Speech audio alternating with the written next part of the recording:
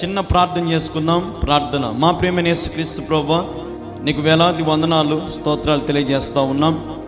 సమయంలో నీ సన్నిధానంలో ఈ రీతిగా నేను స్తుతించుటకు, ఆరాధించుటకు మాకు ఇచ్చిన నీ శ్రేష్టమైన సమయాన్ని బట్టి మీకు వందనాలు ప్రభా. ఇప్పుడు నీ దాసుని నిలబడి వాక్య ప్రసంగిస్తుండగా నీవే మాట్లాడండి, నీ దాసుని మరుగుపరచండి.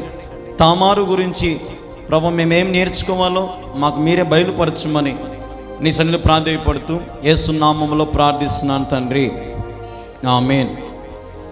ఇక్కడ ఈ అధ్యాయం అంతా కూడా మనం శ్రద్ధగా గమనించినట్లయితే ఇక్కడ ఒక స్త్రీని మనం ప్రాముఖ్యంగా చూస్తూ ఉన్నాం. ఆ స్త్రీ పేరు ఏం పేరు? తామారు. తామారు గురించి పరిశుద్ధ గ్రంథంలో కేవలం 3 చోట్ల రాస్తుంది. మొదటిది వచ్చేసి ఆదికాండం 38, రెండవది వచ్చేసి ఋతు గ్రంథం 4వ అధ్యాయం 12వ వచనం. ఒకసారి చూడండి. ఋతు గ్రంథం 4వ అధ్యాయం 12వ వచనం ఒకసారి గమనించినట్లయితే, ఋతు గ్రంథం 4వ అధ్యాయం 12వ వచనం గమనించినట్లయితే, ఎఫ్రతాలో నీవు క్షేమాభివృద్ధి కలిగిన వాడవై, బెత్లెహేములో నీవు ఖ్యాతి నొందువు గాక. యెహోవా ఈ యవ్వనురాలు వలె నీవు దయచేయు సంతానము నీ కుటుంబమునకు తామారు యూదాకు కనిన పేరాసు కుటుంబం వలె నుండును గాక అనిరి. అది ఒక చోట. చివరిగా ఈమె గురించి మత్తయి సువార్త 1వ అధ్యాయం 3వ వచనం, యూదా తామారునందు పేరాసును జరాహును కనెను, పేరాసు ఎస్రామును కనెను. ఈ యొక్క స్త్రీ గురించి పరిశుద్ధ గ్రంథంలో ఎన్నిసార్లు రాస్తుంది? 3 సార్లు రాస్తుంది. హల్లెలూయా. తామారు గురించి పరిశుద్ధ గ్రంథంలో ఎన్నిసార్లు రాస్తుంది? 3 సార్లు రాస్తుంది. మొదటిది వచ్చేసి ఆదికాండము 38వ అధ్యాయంలో రాస్తుంది. రెండవది ఋతు గ్రంథం 4వ అధ్యాయం 12వ వచనంలో ఉంది. చివరిగా మత్తయి సువార్త 1వ అధ్యాయం 3వ వచనంలో ఉంది. అసలు తామారు అంటే అర్థం ఏంది? తామారు అంటే అర్థం ఏంటంటే ఖర్జూరపు వృక్షం. ఏంటి అర్థము? తామారు అంటే అర్థం ఏంది? ఖర్జూరపు వృక్షం.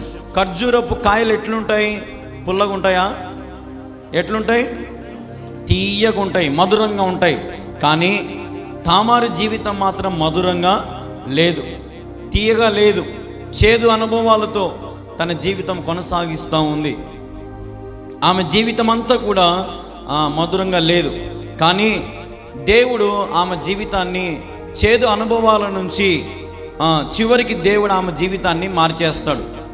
ఇందన మనం చదివినట్టుగా ఆ అధ్యాయం మొత్తం మనం చదివితే మనకు దేవుడు ఎట్లా మార్చాడో, ఏ రీతిగా ఆమె స్థితిని ఉన్నత స్థితికి తీసుకెళ్లాడో మనం గమనిస్తూ వచ్చాం. అసలు ఈ యూదా ఎవరు అంటే లేయా కుమారుడైన 4వ వారుడు. ఎవరు కుమారుడు? యూదా, లేయా కుమారుడు. లేయా ఏం పేరు? ఆమె పేరు లేయా.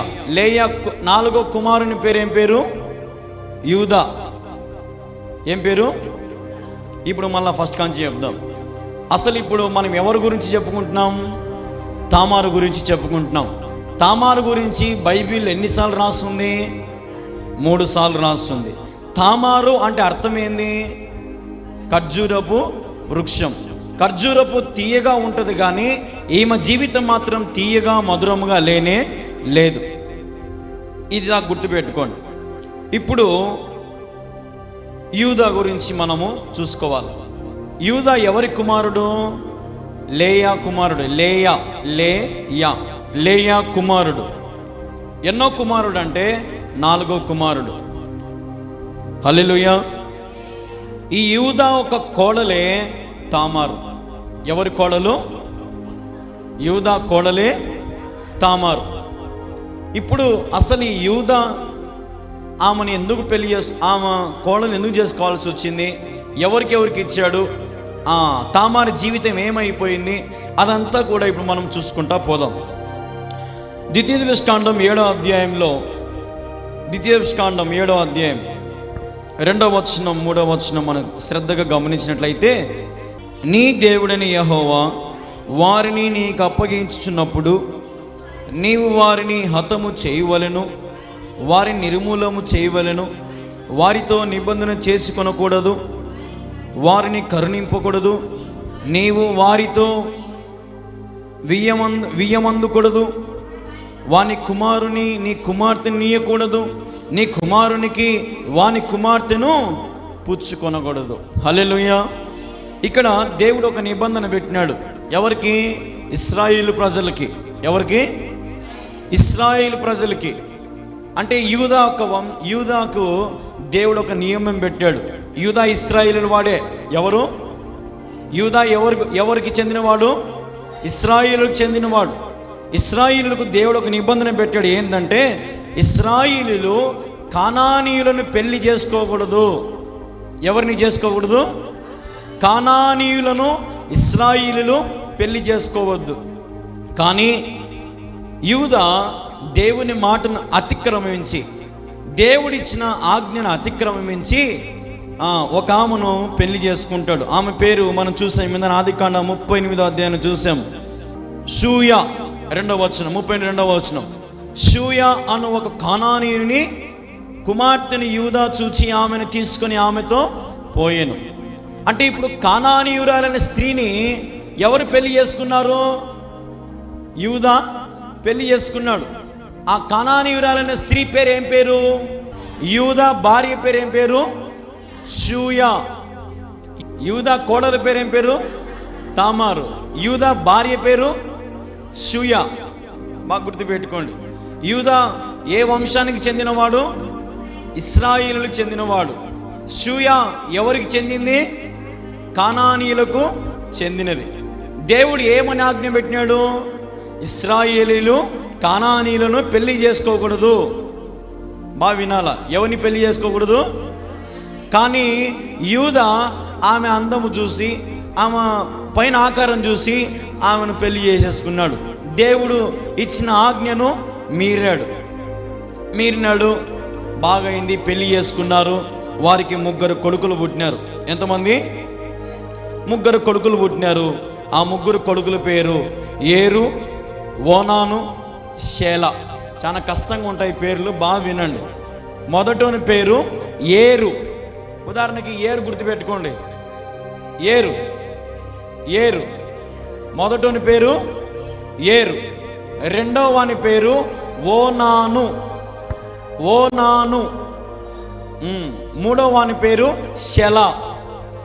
ఏం పేరు? షెలా. ఇప్పుడు మళ్ళీ ఒకసారి ఫస్ట్ కాని చూద్దాం. యూదా ఏ వంశానికి చెందినవాడు? ఇశ్రాయేలుకు చెందినవాడు. షూయా ఏ వంశానికి చెందింది? కానానీయురాలు. దేవుడు ఏమని ఆజ్ఞ పెట్టినాడు? ఇశ్రాయేలీలు కానానీయులను పెళ్లి చేసుకోకూడదని పెట్టినాడు. కానీ యూదా దేవుని ఆజ్ఞని వ్యతిరేకించి కానానీయులైన స్త్రీని పెళ్లి చేసుకొని ఎంతమందిని కన్నాడు? 3 కన్నాడు. ఒకని పేరు ఏం పేరు? మొదటని పేరు ఏరు. రెండవ వాని పేరు ఏం పేరు? ఓనాను. మూడవ వాని పేరు షెలా. వీరు బాగా పెద్దవాడై, ఏరు పెద్దవాడై ఉంటాడు. మొదటి కొడుకు పెద్దోడైనాడు. పెద్దోడైతే వానికి ఇప్పుడు ఏం చేయాలా? వానికి ఇప్పుడు పెళ్లి చేయాలి. కాబట్టి యూదా యొక్క మొదటి కుమారునికి తామారునిచ్చి వివాహం చేస్తాడు. తామారునిచ్చి వివాహం చేసినప్పుడు దేవుని దృష్టికి ఏరు చెడ్డవాడు అన్నమాట, చెడ్డవాడు. అందుకని దేవుడు ఏం చేస్తాడంటే ఏరుని చంపేస్తాడు. ఏం చేస్తాడు? ఏరుని చంపేస్తాడు. ఎందుకు చంపేస్తాడు? దేవుని దృష్టికి చెడ్డవాడు. బాగా గుర్తుపెట్టుకోవాలా. దేవుని దృష్టికి చెడ్డవాడైనందున ఏరుని యెహోవా అయిన దేవుడు చంపించాడు. ఇప్పుడు ఆమె ఏమైపోయింది? తామారు విధవరాలైంది. హల్లెలూయా. విధవరాలైతానే యూదాకి తామారు మామకి ఏమనిపించిందంటే, ఒరే పెద్దోడు ఉన్న పొలంగా చచ్చిపోయినాడు పెద్దోడు, నువ్వన్నా తమ్మునిగా ఓనాను పోయి మరిది ధర్మము చేసి మీ అన్న సంతానము లేక చనిపోయినాడు, వానికి సంతానము నీవు పుట్టించు, నువ్వు పో అని కోడల దగ్గరికి ఎవరిని పంపించినాడు? రెండో కొడుకును పంపించినాడు. రెండో కొడుకు పేరు ఏం పేరు? ఓనాను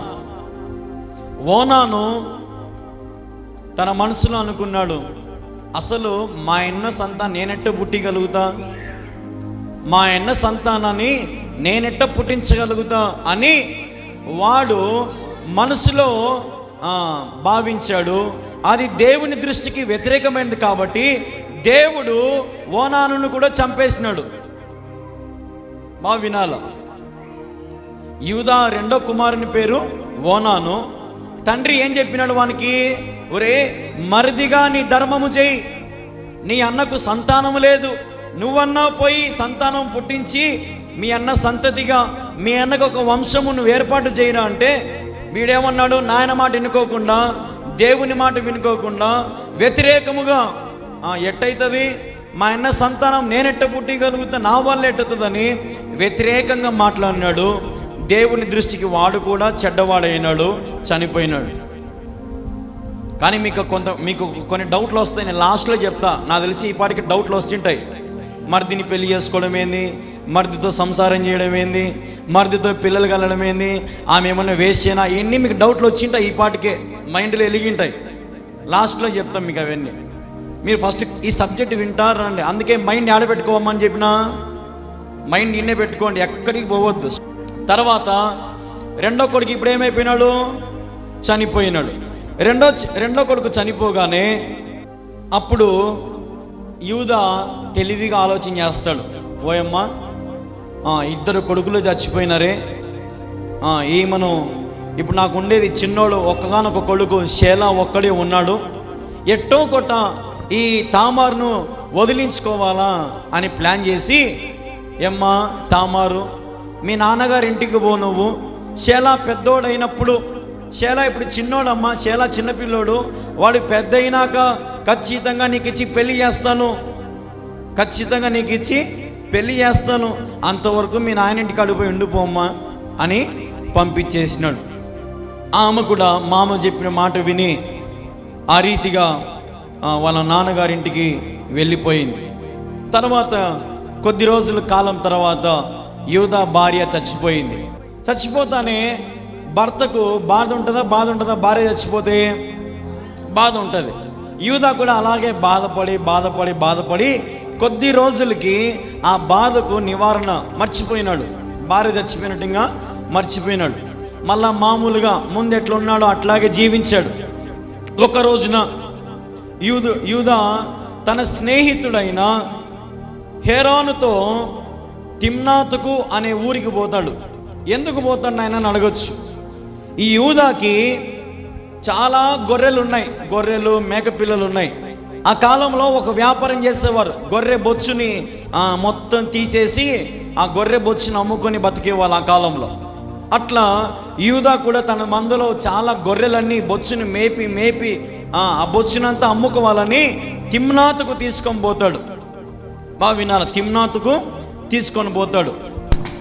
తీసుకొని పోయినప్పుడు తిమ్నాతు దగ్గర నుంచి అక్కడ పోయి తిమ్నాతులో ఆ బొచ్చును అమ్మేస్తాడు. బొచ్చును అమ్మేయగానే ఆ విషయము కోడలకు తెలిసింది. మా మామయ్య ఇక్కడికి వచ్చినాడు, మా మామయ్యడికి వచ్చినాడు అని తెలుసుకొని మనసులో ఏమనుకునిందంటే, మా మామయ్య నాతో మోసం అన్నాడు, మూడో కొడుకు నాకు ఇచ్చి పెళ్లి చేస్తా అన్నాడు, చేయలేదు, వాడేమో పెద్దవాడైపోయినాడు అని ఆలోచన చేసి తన విధవరాలు తెల్ల వస్త్రాలు తీసివేసి ముసుగేసుకొని శరీరం అంతా కప్పుకొని ఎక్కడికి వచ్చి కూర్చుందంట ఆమె? చూడన్నమాట, మార్గంలో పనాయి ద్వారము దగ్గర కూర్చునేదని ఉంది. పనాయి ద్వారము దగ్గర ఆమె కూర్చొని ఉంది. ఈ తిమ్నాతు నుంచి యూదా గొర్రె బొచ్చును అమ్ముకొని తిరిగి వస్తున్నాడు. తిరిగి వచ్చేటప్పుడు ఈమె ఒక మూలను కూర్చొని ఉంది. ఆమెను చూసి యూదా మోజు అన్నాడు. కోడలని తెలియదు, ఎందుకు ముసుగేసుకొని ఉంది, పైనంతా శరీరం అంతా కప్పేసుకొని ఉంది. కోడలని తెలియక ఆమె దగ్గరికి పోయి నాతో వస్తావా అని అడుగుతాడు. అంటే నువ్వు పచ్చిగా చెప్పలేను కానీ మీరే అర్థం చేసుకోండి. నాతో వస్తావా అని అన్నాడు. అంటే ఏమనింది? మనసులో ఆలోచన చేసుకుని తెలివిగా వస్తాను అని పోయింది. పోగానే అక్కడ వానితో బేరం ఆడింది. ఏమనంటే యూదాతో, సొంత మామయ్య కదా కానీ చెప్పలే, నేను నీ కోడలని చెప్పలే, ఆమెకు ఏం తెలియదు, ఇద్దరికి ఏం సంబంధం లేకుండా ఉన్నారు. అప్పుడు ఈ కోడలు నేను నీతో చేయాలంటే నువ్వు నాకేమి ఇస్తావు అని అడిగింది. అప్పుడు యూదా అన్నాడు, నా మందలో శ్రేష్టమైన మేకపిల్లని నీకు పంపిస్తా అన్నాడు. ఏం పంపిస్తా అన్నాడు? మేకపిల్లను పంపిస్తా అన్నాడు. అప్పుడు నన్ను పంపిస్తావో పంపివో ఎవరికి తెలుసు, ఇదో నీ మెడలో ఉన్నటువంటి ముద్ర, అప్పట్లో ముద్రలు వేసుకునేవారు అనమాట. ముద్రలు దానికి ఉండే దారం ఉంటాయి, అది ఆ ముద్ర నాకు ఇచ్చేయి, నీ చేతి కర్రె నాకు ఇచ్చేయి, అవి కొలవ పెట్టు, నీ పని కానించుకుని వెళ్ళిపో, నువ్వు నాకు మేకపిల్లను పంపి అప్పుడు నీ వస్తువులు మళ్ళా నువ్వు తీసుకొని పో అని చెప్పింది. సరే అని వారిద్దరూ సంతోషంగా గడిపేసినారు, వెళ్ళిపోయినారు. ఎవరు కొద్ది వాళ్ళు అయిపోయినారు, డివైడ్ అయిపోయింది. కొద్ది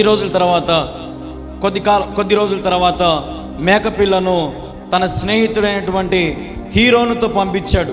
పంపించగానే ఆ హీరోను మొత్తం వెతికి ఇక్కడ ఇంతకుముందు మేము వచ్చినాము, ఈడ ఒక అమ్మాయి వేశ్య ఉండాలి కదా, ఆ వేశ్య ఇక్కడ లేదే అంటే, అసలు ఇక్కడ వేశ్యలే ఉండరు నాయన, ఎవరు నీకు చెప్పింది, ఈడ వేశ్యలు ఎవరు ఉండరు అని అరిచినారంట. అరిచినప్పుడు మళ్ళా ఈ మేకపిల్లని ఎత్తుకొని వచ్చి యూదా కాడికి వచ్చి చెప్పినాడంట, యూదా అసలు అక్కడ వేశ్యలు ఎవరు ఉండరంట, ఎవరో మనల్ని అపహాసం చేసినారు, నీ కర్ర, నీ ముద్ర, నీ దారము మన దగ్గర నుంచి దొంగతనం చేసినట్టు చేసేసినారంటే యూదా అన్నాడంట, సరే పోతే పోనీలే అని అన్నాడంట. కొద్ది కాలం తర్వాత 3 నెలల తర్వాత తామారు గర్భవతి అయింది. ఎట్లయింది అని ఇంకా మీకు అర్థమైపోయింది. ఎట్లయింది? వాళ్ళ మామతోనే అయిపోయింది. గర్భవతి అయిపోయింది. ఆ విషయము ఆడ ఈడబడి యూదా చెవును పడగానే ఈ హీరోను ఒక మాట అన్నాడు. ఏమన్నాడంటే, ఇదిగో నీ కోడలు తామారు జారత్వము చేసి గర్భవతి ఆయను అన్నాడు. ఏం చేసి? జారత్వము చేసి నీ కోడలు గర్భవతి అయింది యూదా అన్నప్పుడు యూదా కోపముతో ఆమెను తీసుకొని రండి, ఆమెను కాల్చివేస్తా అన్నాడంట. ఏం చేస్తా అన్నాడంట? కాల్చివేస్తా అన్నాడంట. సరే అని ఆమెను అందరూ పట్టుకొని ఈడ్చుకొని వచ్చినారు. యూదా ముందు నిలబెట్టినారు. చుట్టూ జనాలందరూ ఉన్నారు. తామారు ఒక పని చేసింది. ఆమె దగ్గర ఏమేమి ఉన్నాయి? కర్ర, ముద్రకు సంబంధించిన దారం. ఇదిగోండి, ఇదో ఈ ముద్ర, దారము, కర్ర, ఇవి ఎవరివో వారే నా గర్భానికి కారకులు అనిందంట. హల్లెలూయా. ఇప్పుడు యూదా ఇప్పుడు ఏమైపోయింది? కోపం అంతా ఏమైపోయింది యూదాది? అవన్నీ నావే. నా 3వ కుమారుడు షేలాను నేను ఇస్తానని చెప్పాను, కానీ ఇవ్వలేదు. ఈమె నాకంటే నీతిమంతురాలు అన్నాడు. హల్లెలూయా. ఏమన్నాడు?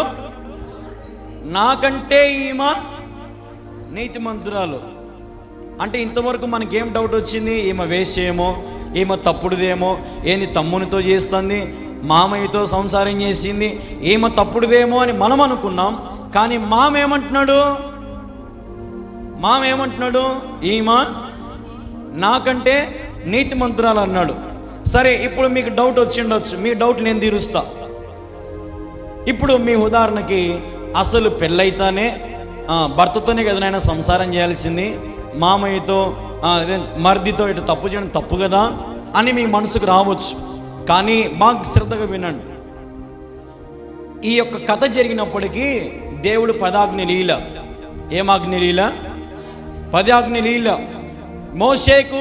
మోషే కంటే 400 సంవత్సరాల క్రితం ఈ కథ జరిగింది. ఎన్ని సంవత్సరాల క్రితం? 400 సంవత్సరాల క్రితం ఈ కథ జరిగింది. అప్పుడు ఆజ్ఞలు ఉన్నాయా? లేవు. అప్పుడు ఆజ్ఞలు లేవు. కానీ అప్పుడు దేవుడే ముఖాముఖిగా మాట్లాడేవాడు. హల్లెలూయా. అప్పుడు దేవుడే మాట్లాడేవాడు. దేవుడు చెప్పాడు. అందుకే కదా ఇప్పుడు ఏరాను ఎవరు చంపారనుంది? ఏరును ఎవరు చంపారు? దేవుడే చంపాడు. ఓనాను ఎవరు చంపాడు? దేవుడే చంపాడు. అంటే దేవునికి వ్యతిరేకంగా వారిని దేవుడు చంపేసినాడు. కానీ తామారును దేవుడు ఎప్పటికీ చంపల. ఎందుకంటే తామారు యొక్క పేరు అర్థం ఖర్జూరపు వృక్షం. ఖర్జూరం ఏ రీతికి అయితే తీయగా ఉంటుందో, కానీ తామారు జీవితం అంతా కూడా మలుపులు తిరిగి లాస్ట్కి దేవుడు ఆమె జీవితాన్ని తీపిగా మార్చినాడు. అప్పుడు దాని తర్వాత యూదా ఎప్పటికీ కూడా ఇంకా ఆమెతో సంసారం చేయలేదంట. బాగా వినాల. ఆ రోజున అందరి ముందర ఒప్పుకున్నాడు కదా, ఈ తప్పు చేసింది నేనే, నా వలన ఇది జరిగింది, ఆమె నాకంటే నీతిమంతురాలు అని అన్నాడు కదా.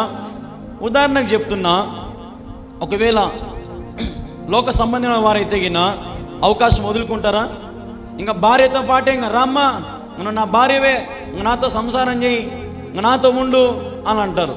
కానీ యూదా ఎన్నటికీ ఆమెతో సంసారం చేయలేదంట. హల్లెలూయా.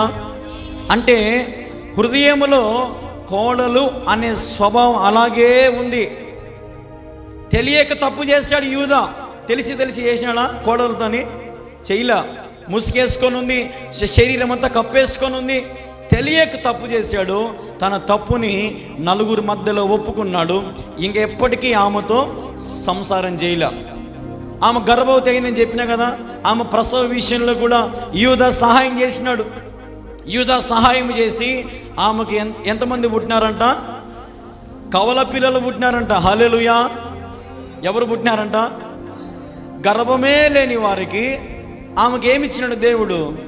కవల పిల్లలు ఇచ్చినాడు. హల్లెలూయా. దాని తర్వాత కవల పిల్లలు పుట్టినప్పుడు కవల పిల్లలు కూడా కడుపులో ఇద్దరు గొడవ. మొదటగా ఒకడు చెయ్యి బయట పెట్టినాడంట. చెయ్యి పెట్టగానే వీడే ముందు వచ్చేదని చెప్పి అప్పట్లో డాక్టర్లు చేతికి ఒక తాడు కట్టినారంట. సడన్గా లోపలుండే పెరేసు ఈ జరాహును తిప్పేసి వాని చెయ్యిని లోపల లాగేసి పెరాసు బయటకు వచ్చాడంట. నేను చెప్పింది మీకు అర్థమవుతుందా? ఇద్దరు గర్భంలో ఉంటే ముందు ఒకని చెయ్యి బయటకు వచ్చింది, కానీ మళ్ళా ఈ లోపలుండేవాడు ఏం చేసినాడు? నేను ముందు పోవాలని చెప్పి వాని వెనక్కి లాగి వీడు ముందుకు పడినాడు. అతని పేరే పెరాసు. అసలు తామారు జీవితాన్ని దేవుడు ఎట్లా ఆశీర్వదించాడంటే చూడండి ఒక మాట, మత్తయి సువార్త 1:3 ఇందని మనం చదివినట్టుగా యేసుక్రీస్తు ఏ వంశములో నుంచి వచ్చాడంటే ఎవని కన్నాడంటే పెరాసు ఎస్రోమును కనీను. పెరాసు వంశములో నుంచే. ఎవరి వంశంలో నుంచి? పెరాసు వంశములో నుంచే దేవుడి లోకానికి వచ్చింది. హల్లెలూయా. ఆ తామారు ఒకవేళ యూదాతో సంసారం చేయకపోయి ఉంటే, ఒకవేళ తామారు ఆ పని చేయకపోయి ఉంటే యేసుక్రీస్తు లోకానికి వచ్చేవాడు కాదు. హల్లెలూయా. నేను చెప్పింది మీకు అర్థమైందా బాగా? ఇప్పుడు కథ, యేసు ప్రభు పుట్టడానికి ఎంతమందిని వాడుకున్నాడు చూడు. ఎంతమందిని తన జన్మ బయటికి రావడానికి, పాపుల కోసం ప్రాణం పెట్టుటకై ఆయన తన వంశంని ఏర్పాటు చేసుకున్నాడు. అందులో మొదటి స్త్రీ పేరే తామారు. మొదటి స్త్రీ పేరు తామారు. తామారుని దేవుడు అంతగా తీపిగా మార్చినాడు. ఒకసారి ఆలోచన చేయి. ఒకవేళ తామారు ఆ సమయంలో ఏమే గొడ్రాలదానా, నీ భర్తను పెళ్లి చేసుకుంటానని నీ మొదటి భర్త చచ్చిపోయా, ఏమో లేని మీ మామ నీ మీద జాలితో రెండో కొడుకునిస్తే నీ శనిద్రం కొద్దీ వాడు చచ్చిపోయినాడు అని అనిండరా ఎవరన్నా? ఎంత అవమానపరిచింటారో, ఎంత బాధ పెట్టుంటారో, ఎంత కించపరుచుంటారో. కానీ ఎన్నడూ కూడా అత్తగారు మామగారి ఇంటిని విడిచిపెట్టలా. మామయ్య ఏం చెబితే అది చేసింది కోడలు. మామయ్య కూడా తన కోడల్ని కూతురులాగా ప్రేమించాడు. ఎప్పుడు కూడా తప్పు దృష్టితో ఆమెను చూడలా. ఎప్పుడు కూడా ఆమె వైపు చెడు మోహము చూపుతో చూడలా. కానీ పరిస్థితులు దేవుడు అనుగుణంగా అన్ని మార్చేసి యూదాకు తామారుకు జతపరిచి కవల పిల్లను దేవుడు వారికి ఇచ్చాడు. ఈరోజు ఏరును పెళ్లి చేసుకున్నాడు, ఏరుని పెళ్లి చేసుకుంది. కానీ ఏరు నుంచి దేవుడు రాలా. ఓనానును పెళ్లి చేసుకుంది, ఓనాను నుంచి యేసుక్రీస్తు రాలా. కానీ ఎప్పుడైతే ఈ స్త్రీ తన శేలాను గురించి అడగడానికి పోయింది ఆడికి.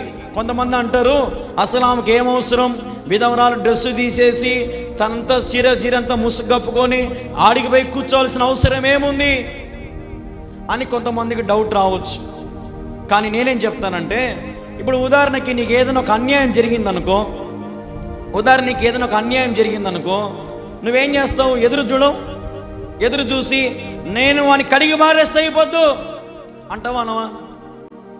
నా సమస్య నేను చెప్పుకుంటా, నేను కడిగి మారేస్తా అని ఆ స్థితిలో కూర్చొని ఉంది ఆమె. పాపం చేయనికి కూర్చొని లేదు, పాపం చేయనికి వేస్ట్ చేయక అక్కడ కూర్చొని లేదు. మా మామయ్య వస్తున్నాడంట, అడుగుదాము, శేల నాకు ఇచ్చి పెళ్లి చేస్తాన్నావు కదా మామయ్య అని అడుగుదాము అని కూర్చొని ఉంది. కానీ యూదా ఆమె సౌందర్యము, ఆమె బాహువుని అంతా చూసి, బయట నా ఆకారం అంతా చూసి ఆమెతో నువ్వు నాతో వస్తావా అనడము, ఆమెకు కర్ర ఈ ముద్ర అన్నీ ఇవ్వడము, ఇదంతా జరిగి లాస్ట్కి యూదా కూడా ఈమె నాకంటే నీతిమంతురాలు అని అంటాడు. ఈరోజు ఈ వాక్యం వింటున్నావు, శ్రద్ధగా వినండి. ఈరోజు ఈ వాక్యం వింటున్నావు. తామారు గురించి మనం కూడా చాలా విషయాలు నేర్చుకోవాలి. తామ ఎంతో దీనురాలు, మామయ్యకి లోబడింది, తల్లిదండ్రులకు లోబడింది. నువ్వు అమ్మగారింటికి పో అంటేనే ఒక్క మాట ఎదురు చెప్పకుండా పోయింది. మామయ్య ఏమో వదిలించుకోవాలనుకున్నాడు, కానీ లాస్ట్కి దేవుడు మళ్ళా మామయ్యతోనే సంసారం చేసేట్టు దేవుడు చేశాడు. ఒకవేళ అది ఈ కాలంలో తప్పై ఉండొచ్చు, ఆజ్ఞలు వచ్చాయి కాబట్టి, కానీ ఆ కాలంలో అది కరెక్టే. దేవుడు చెప్పాడు, దేవుడు చెప్పినట్టే యూదా చేశాడు. మరిది ధర్మము చేయవలెనని వాక్యంలో ఉంది. ఇందులో మనం చదివినట్టుగా 38వ అధ్యాయం మొత్తం దేవుడు రాసిందే కదా ఈ బైబిల్. మనుషులు రాస్తారు, ఎవరైనా రాయలా. అంటే అప్పటికి ఆజ్ఞలు రాలా. చరిత్ర ఏం చెప్తుంది అంటే 400 సంవత్సరాల క్రితము ఈ కథ జరిగినట్టు చెప్తుంది.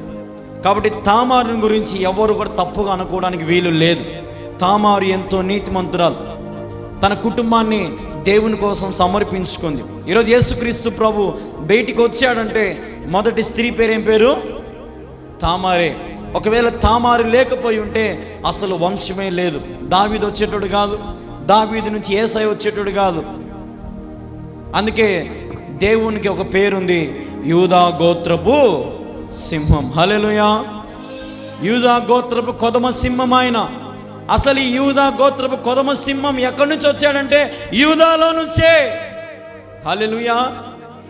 ఇది దేవుడి మహత్యం. నేను ఒకటే మాట చెప్తాను, ఈమె పేరు తామారై ఉండొచ్చు, కానీ నేనేమనుకుంటానంటే తారుమారు, అంతే కదా. ఈమె తారుమారు అయిపోయింది జీవితమే. ఈమె జీవితము ఏదో ఊహించుకునింది, కానీ దేవుడు అన్నీ మలుపులే. ఏదోలే కొడుకు మొదటి వంత బాగుంటుందిలే సంసారం అంటే దేవుడు చంపేశా, రెండవ వంతన బాగుంటుందంటే దేవుడే చంపేశా. సరేలేని అమ్మగారింటికి పోతే ఆడ బంధువులు స్నేహితులు అందరూ అవమానపరిచా. సరేలే ఉండ మా మామయ్యని అడిగి పారేద్దాం అనుకుంటే మామయ్య ఏమో ఈమెతో తప్పు చేశా. లాస్ట్కి మామయ్య తప్పు చేసిన దానికి ఈమె గర్భవతి అయ్యా. ఎన్ని సమస్యలు చూడు ఈమెకి వరుసగా, ఎన్ని ఇబ్బందులు, ఎన్ని దారుల నుంచి వచ్చింది. కానీ ఒకటి గుర్తుపెట్టుకో, ఈరోజు నీకు శ్రమలు వస్తున్నాయంటే, ఈరోజు నీకు కష్టం ఉందంటే, ఈరోజు నీకు వేదన ఉందంటే దేవుడు నిన్ను తీపిగా మార్చడానికే. హల్లెలూయా. ఎట్లా మార్చడానికి? తీపిగా మార్చడానికి. తామారు జీవితం మధురంగా లేదు. తామారు ఎంతగానో దీనురాలై తగ్గించుకొని తన దేవుడు చెప్పినట్టుగా వినింది. తామారు కవల పిల్లలను కనింది. పెరాసు ద్వారా దేవుడు బయటకు వచ్చాడు. ఈరోజు మీరు కూడా చాలా రకాలుగా ఇబ్బందులు పడుతూ ఉండొచ్చు, చాలా రకాలుగా శ్రమలు పడుతూ ఉండొచ్చు. దేవుడు నాకేమి చేయట్లేదే అనుకోవద్దు. దేవుడు నీ కోసం అన్నీ ఏర్పాటు చేసి పెడతాడు. ఇప్పుడు వాక్యంలో ఒక మాట ఉంది, తల్లి గర్భంలో రూపించబడక మునుపే నీ మీద దేవునికి ఏముందంట? ఒక ప్రణాళిక ఉందంట. బాగా వినాలా. తల్లి గర్భములో రూపించబడక మునుపే నీ మీద ఏముందంట? దేవునికి ఒక ప్రణాళిక ఉంది. దేవునికి తెలుసు నువ్వు ఏమవుతావో. నువ్వు అడుక్కునేవానమవుతావా, ధనవంతునమవుతావా, దేవునికి ముందే తెలుసు. నీ బతుకు ఎలాంటిదో, నువ్వు సత్యం అనుసరించి జీవిస్తావా, పాపం అనుసరించి జీవిస్తావా అని దేవునికి ముందే తెలుసు. తామారు జీవితాన్ని చూసి మనం నేర్చుకోవాలి. కష్టం వచ్చినా వెనకడుగు వేల. నేను యూదా గోత్రము ద్వారానే గర్భఫలం నాకు కావాలా అని ఆశపడింది. హల్లెలూయా. వేరే వాంతో వేరే వంశంతో పోవాలని ఆశపడలా ఈమె. ఎవరితో ఆశపడింది? గర్భఫలం. యూదా గోత్రముతోనే నాకు గర్భఫలం రావాలి. ప్రియమైన దేవుని వర్లారా, ఈరోజు నీవు కూడా నీకు ఏదైనా మేలు రావాలంటే యేసయ్య మీదైనా అనుకో.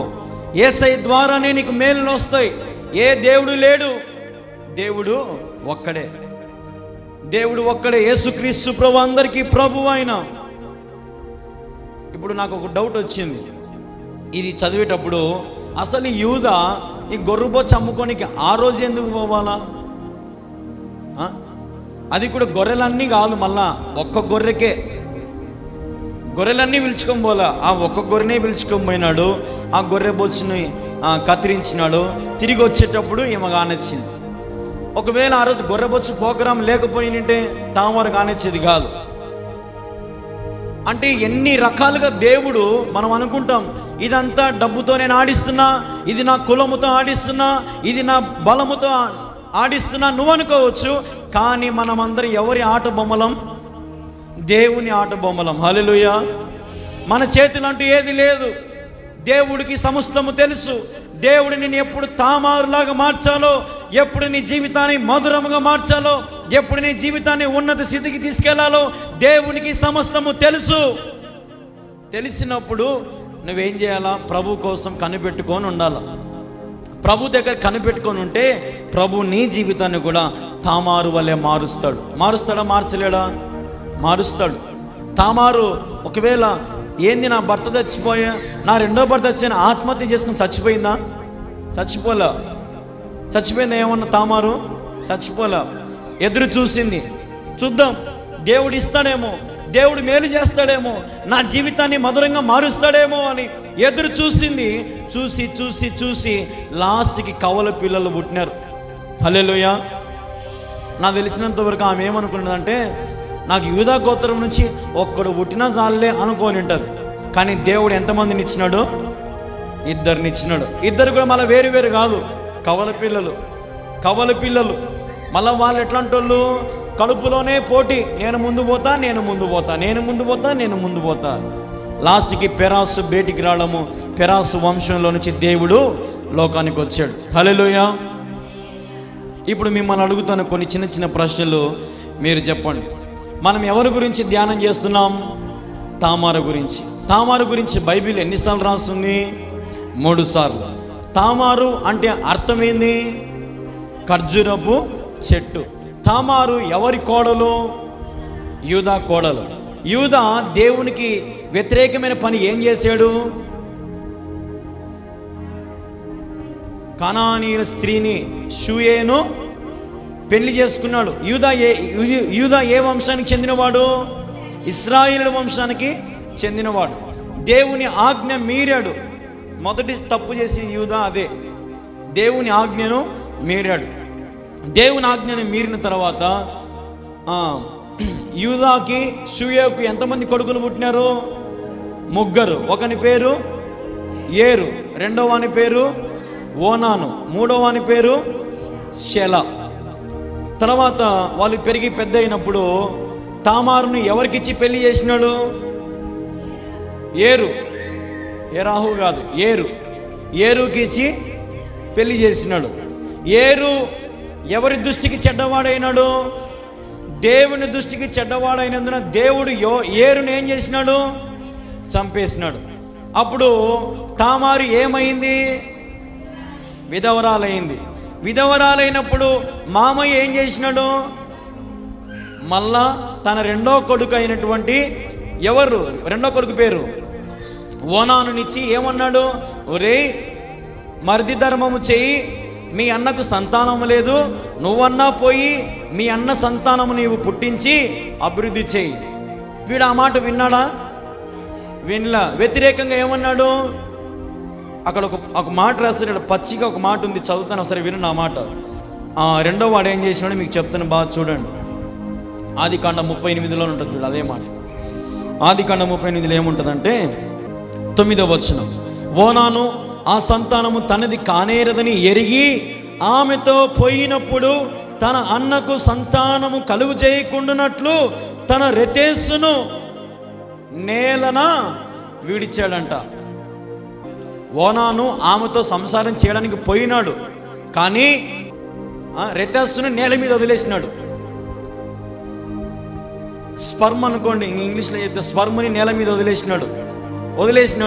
ఆమె గర్భవతి కాకుండా పోయింది. దేవుడి దృష్టికి అది చెడ్డదైనందున రెండవ వాడిని యోనాను కూడా దేవుడు ఏం చేసినాడు? చంపేసినాడు. ఇంకా లాస్ట్కి యూదాకు భయం వచ్చింది. ఓయమ్మ, ఇద్దరు కొడుకులు చచ్చిపోయాని, ఉండేది ఒక్కగానొక కొడుకు, వీడిని ఆడ చంపేస్తాడు దేవుడు అని భయపడి తెలివిగా ఏమని చెప్పినాడు తామారుతో? నా మూడో కొడుకు పెద్దవాడైనాక నీకిచ్చి పెళ్లి చేస్తాను, అంతవరకు నువ్వు ఎక్కడుండు అన్నాడు? మీ తండ్రి గారి ఇంటికి పోయి ఉండు అన్నాడు. తర్వాత కొద్ది రోజుల తర్వాత యూదా భార్య ఏమైంది? చనిపోయింది. ఆ బాధనంతా యూదా మర్చిపోయి ఒక రోజున తన గొర్రెను బొచ్చు కత్తిరించడానికి తిమ్నాతునకు, ఏ ఊరు? తిమ్నాతునకు తన స్నేహితుడైన హీరానుతో తిమ్నాతుకు పోయినాడు. పోయి తిరిగి వచ్చేటప్పుడు ఆ విషయము కోడలకు తెలిసింది. కోడలు తన విధవరాని డ్రెస్ అంతా తీసేసి మొత్తం ఆ ముసుగంతా వేసేసుకొని శరీరం అంతా కప్పుకొని ఒక ద్వారము దగ్గర, పనాయుము అనే ద్వారము దగ్గర కూర్చొని ఉంది. తిమ్నాతు నుంచి యూదా ఇంటికి పోయేటప్పుడు ఆమెను చూసి ఆమెతో నువ్వు వస్తావా అని అన్నప్పుడు, నేను వస్తాను, వస్తే నాకేమిస్తావు అన్నప్పుడు, నేను నా మందలో నుంచి ఏమిస్తా అన్నాడు? మేకపిల్లని ఇస్తా అన్నాడు. మేకపిల్లని ఇస్తా అన్నప్పుడు అప్పుడు ఆమె ఏమనింది? సరేలే అనిందా? ఏమనింది? నువ్వు మేకపిల్లని ఇచ్చినప్పుడులే ముందు నాకు నీ మెడలో ఉండే ఆ ముద్ర, దానికి ఉండే దారము, నీ చేతి కర్ర ఈడ కొదవ పెట్టి పో అనింది. సరే అని అన్నాడు. కొదవ పెట్టినాడు, పని చూసుకున్నాడు, పోయినాడు. పోగానే కొద్ది రోజుల తర్వాత మేకపిల్లని ఇచ్చి పంపించినాడు. ఎవరితో? హీరానుతో. హీరాను ఆ మేకపిల్లను పట్టుకొని మొత్తం తిరిగినాడు. మొత్తం తిరిగితే ఆమె లేదు. అప్పుడు అక్కడిక్కడ వాళ్ళని అడిగినాడు, ఏవండి ఇక్కడ ఒక వేశ్య ఉండాలి కదా, ఆమె లేదే అంటే, ఒరే నీ తలకాయ, అసలు ఇక్కడ వేశ్యలు ఎవరు ఉండరు, ఇది వేశ్యలు ఉండే స్థలం కాదు అని చెప్తే, అప్పుడు ఈ మేకపిల్లను మళ్ళీ ఎక్కడికి తీసుకొని పోతాడు? యూదా కాడికి తీసుకొని పోతాడు. యూదాతో పోయి ఏమని చెప్తాడు? అక్కడ ఈ వేశ్యలు ఎవరు లేరు, నేను ఎవరో అపహాసం చేసినారు, సర్లే పోతే పోనీలే అని గమ్మునాడికి వదిలేస్తారు. ఒక 3 నెలల తర్వాత తామారు ఏమైంది? గర్భవతి అయింది. గర్భవతి అయినప్పుడు ఆ విషయాన్ని యూదాకు తెలిసింది. యూదా తామారుని ఏం చేసినాడు? పిలిపించి ఆమెను నేను కాల్చివేస్తా అన్నాడు కదా. ఏమన్నాడు? ఆమెను కాల్చివేస్తా అన్నాడు. అప్పుడు తామారు ఏం పని చేసింది? ఆ కర్రము, ఆ ముద్ర, దారము, ఈ 3 ఎవరిటివో వాళ్ళే నా గర్భానికి కారణం అని చెప్పింది. అప్పుడు యూదా వాటిని చూసి గుర్తుపట్టి ఏమన్నాడు? నేను షేలాను నీకు ఇచ్చి వివాహం చేయలేదు, నీవు నాకంటే నీతిమంతురాలు అని ఎక్కడన్నాడు? అందరి మధ్యలో అన్నాడు. కొద్ది కాలం తర్వాత ఆమె ప్రసవానికి యూదా కూడా సహాయం చేసినాడు. ఒక విషయం అడుగుతా, యూదా ఆమెతో సంసారం చేస్తానే వచ్చినాడా? భార్యలాగా తీసుకున్నాడా? తీసుకోలే. తెలిసో తెలియక తప్పు అయిపోయింది కాబట్టి ప్రేమిస్తూ కోడల్లాగానే చూసినాడు. ఆమెతో ఎప్పుడు ఇంకా సంసారము చేయలే. కానీ ప్రసవ వేదనలో బాగా సహాయం చేశాడు. ఒక తండ్రి పాత్రని ఇంకా పోషిస్తూ వచ్చాడు, ఒక మామ పాత్ర కూడా పోషిస్తూ వచ్చాడు. తర్వాత ఏమైందంటే ఆమెకి ఎంతమంది పిల్లలు పుట్టినారుగా? 2 పుట్టినారు. ఎవరు 2? పెరాసు, జెరాహు. వీళ్ళిద్దరు కడుపులో పోటీ పడుతూ ఉన్నారు. ముందు బయటికి చెయ్యి పెట్టింది ఎవరు? జెరాహు చెయ్యి బయటికి పెట్టినాడు. జెరాహు చెయ్యి బయటికి పెడితే వాళ్ళు చేతికి ఒక దారం కట్టినారు.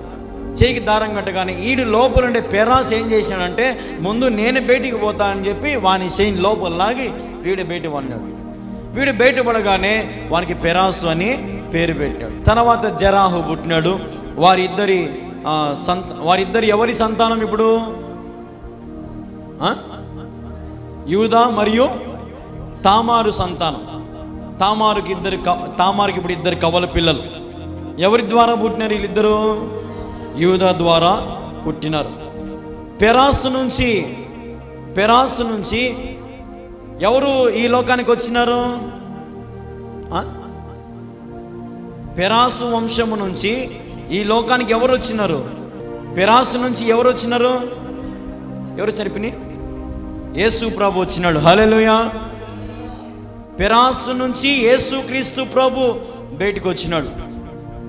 అంటే యేసు ప్రభు పుట్టడానికంటే ముందు ఇంత కథ దేవుడు నడిపించాడు. పెరాసు వంశంలో నుంచి యేసు ప్రభు బయటకు వచ్చాడు. లాస్ట్కి ఇంకేం జరిగిందంటే ఆమె జీవితాన్ని దేవుడు మార్చివేసి ఖర్జూరపు తీయ స్వభావాన్ని ఆమెకు దేవుడు ఇచ్చినాడు. పిల్లలు లేరన్నారు, గొడ్రాలు అన్నారు, పనికిమాండనం అన్నారు. నీకు పెళ్ళైన మొగులందరూ చచ్చిపోయినా అందరూ అరిచే ఉంటారు, తిట్టింటారు, గొడవ చేసింటారు, ఎంతో అవమానాలు పడింది. జీవితం అంతా మలుపులుగా మారిపోయింది. కానీ లాస్ట్కి ఏమో తన జీవితాన్ని దేవుడు మార్చలేదా? మార్చాడు. కాబట్టి మీరు కూడా ఈ విషయానికి చాలా బాగా గుర్తుపెట్టుకోండి. నాకు తెలిసి ఇప్పుడు మీకు బాగా మైండ్కి ఎక్కింటుంది. ఎక్కిందా ఎక్కలేదా? ఎక్కింది. కాబట్టి జ్ఞాపకం ఉంచుకోండి. మళ్ళీ నేను ఎప్పుడు అడిగినా కూడా నిద్రలో లేపి మిమ్మల్ని ఎవరు అడిగినా మీరు చెప్పాలి, అట్టుండాలా. అంతగా నెమరేసుకుంటే అవన్నీ మనకు గుర్తుంటాయి. ఇవే మాటలు మీరు ఎప్పుడైనా ఎవరికైనా చెప్పొచ్చు. కాబట్టి జ్ఞాపకం ఉంచుకోండి. బైబిల్లో దేవుడు నీతిమంతుల పేర్లే రాయిలా, పాపాత్ముల పేర్లు కూడా దేవుడు రాసినాడు.